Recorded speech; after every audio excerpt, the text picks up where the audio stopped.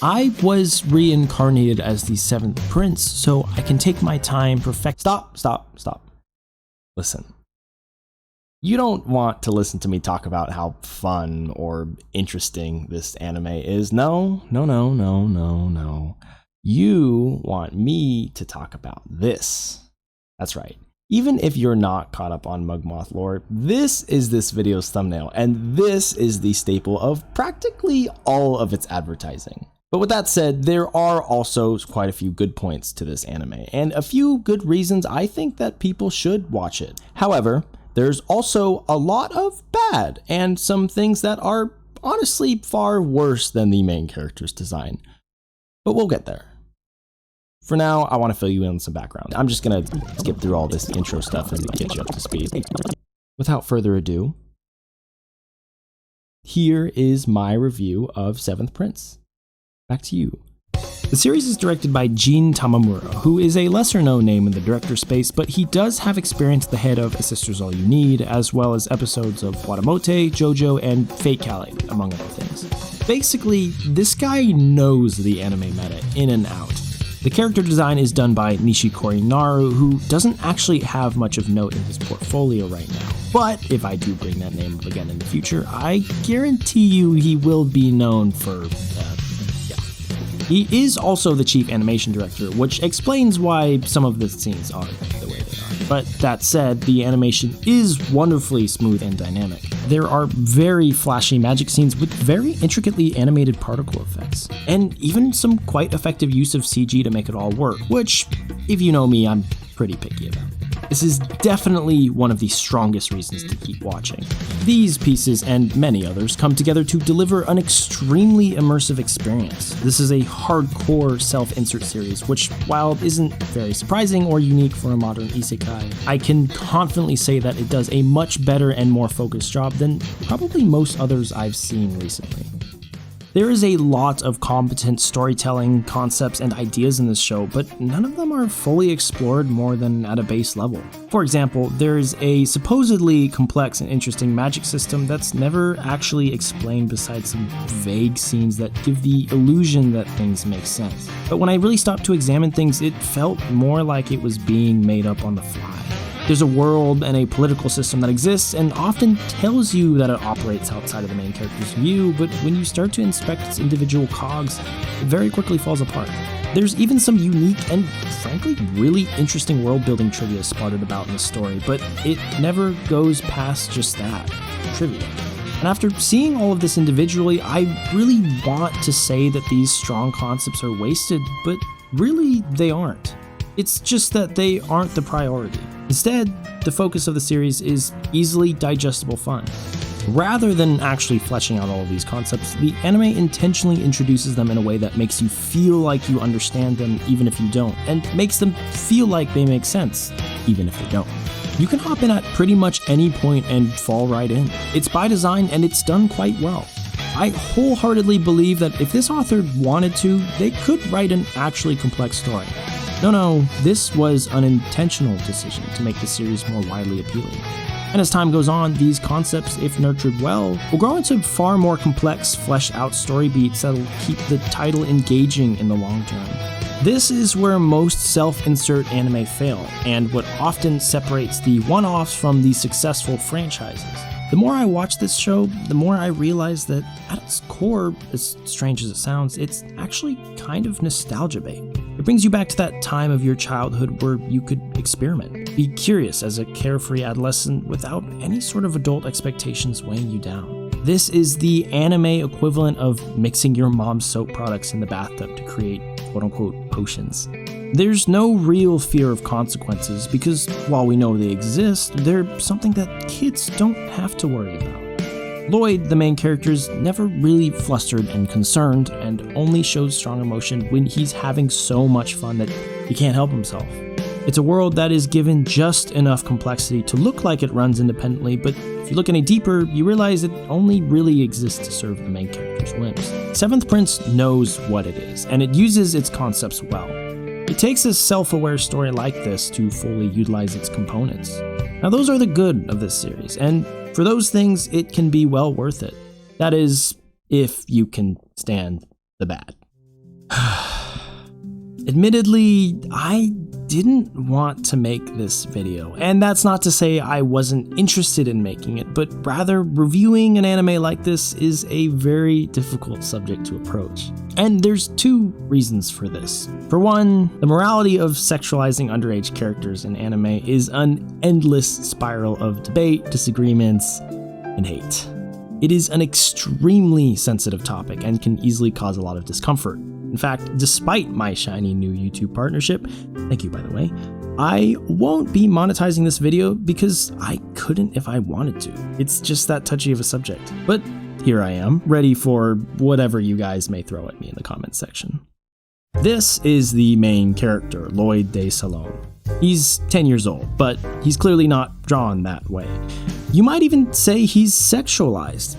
It's pretty bad, but to be honest with you, it's no more than cheap bait to get people talking about the show itself. Many of you pointed out in the comments section of the last video that the design decision supposedly came about as the author's act of defiance against the editor who wouldn't let them write the main character as a girl. And once I was past the first few episodes, I forgot the main character was even animated this way to begin with, because they don't really use it until way later on when they occasionally remind you of it with these new outfits. Dear God. But even with that, I'm convinced it's only at some point along the line the editors realized that this aspect of the series, though quite disposable, had actually become a staple of his advertising. And so there are these moments where they try to capitalize on that to some effect, but again, it's not often. And if you really like other parts of the series, there's only so much of it you actually have to bear through. Now, what isn't a disposable aspect of the series and is far more concerning in comparison is its disgustingly harmful depictions of women.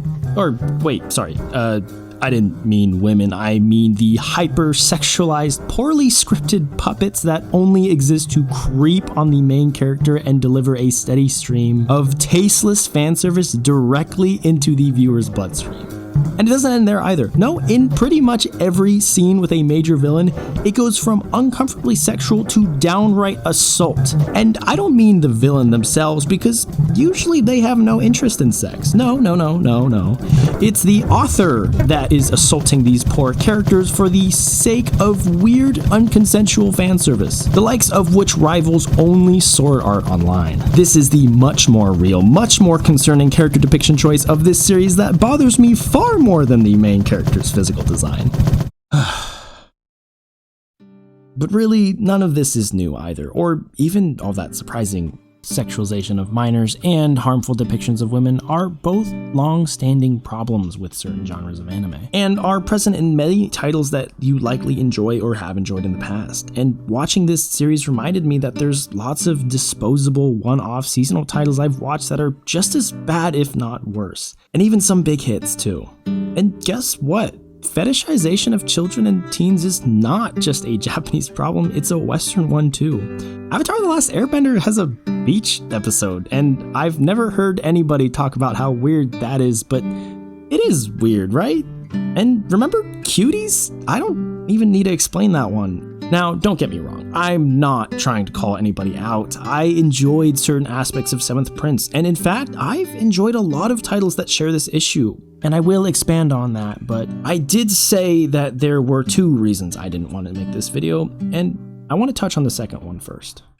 I don't really like to make negative content.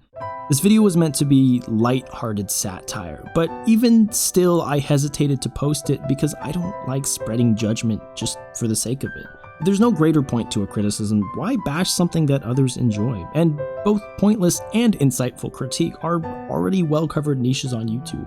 I don't have much interest in diving too deeply into that genre of content. I'm not here to inform you of anything. I just want to gush about the things I like and make bad meta jokes.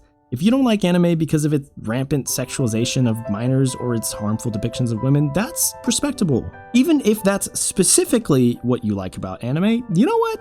That's respectable in its own way. Well, actually, maybe not, but it's bold at least. Media can put both healthy and unhealthy ideas into our heads, but we are the ones responsible for how we interpret that information. Now, of course, there's the obvious exception of children and teens who are often not able to fully comprehend the complexities of these issues or how the media they watch can affect their biases, but I don't have a definitive opinion on that, and guess what? That's okay.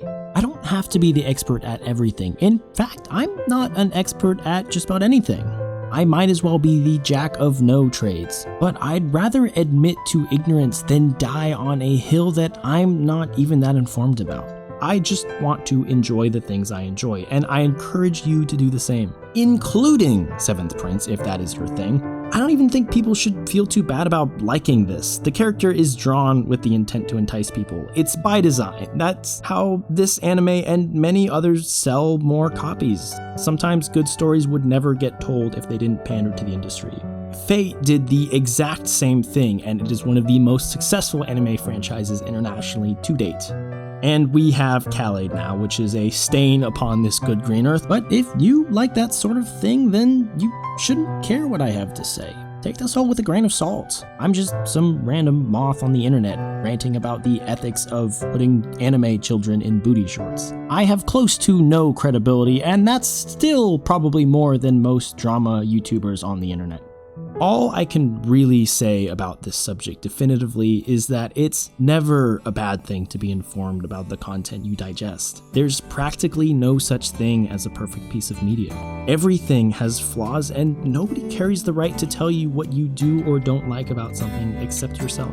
But if you are able to gain a deeper understanding of why you do or don't like certain shows, it will help you navigate similar content in the future and even give you more confidence to talk about your interests to others without having to be embarrassed about the more questionable aspects of it. But that aside, enjoy what you want, regardless of what other people say, even if it's this. Just understand that if someone else doesn't like it, they're just as valid as you are. Just don't hurt any real children, for lots of ethical reasons, but also because I'm probably going to get canceled if you do. So, with all that said, then begs the question, yes or no?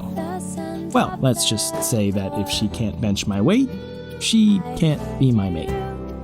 Thanks for watching. If you somehow actually made it this far, consider subscribing. Between this and Bokuyaba, hopefully my next video won't have anything to do with the sexualization of children. God forbid that becomes my niche. Oh boy, this comment section is going to be even worse, isn't it?